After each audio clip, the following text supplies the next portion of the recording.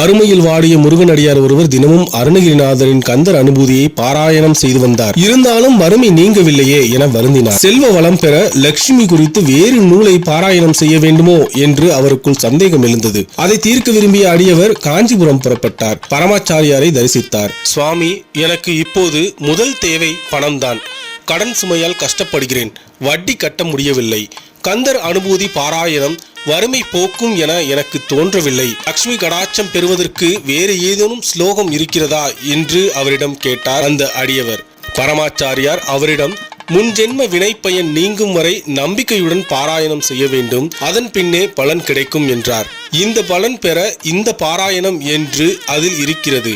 கந்தர் அனுபூதி நிச்சயம் செல்வ வளம் தரும் என்று கூறினார். கந்தர் அனுபூதியில் இதற்கு சான்று எதுவும் இருக்கிறதா சுவாமி என்று கேட்டார் அடியவர். சுவாமிகள் சிரித்துக்கொண்டே, வெளியில் ஏன் தேட வேண்டும், பாட்டுக்குள்ளே சான்று இருக்கிறதே, இந்த கந்தர் அனுபூதியின் கடைசி அடியை சொல்லேன் பார்க்கலாம் என்று கேட்டார். அடியவர் கடைசி அடியை ராகத்துடன் குருவாய் வருவாய் அருள்வாய் குகனே என்றார்.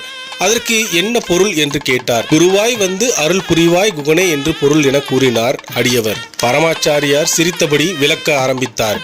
வருவாய் அருள்வாய் என்றால் வா வந்து அருள் புரிய வேண்டும் என்பது ஒரு பொருளாகவும், இது தவிர வருவாய் தா என்றும் ஒரு பொருள் உண்டு இல்லையா?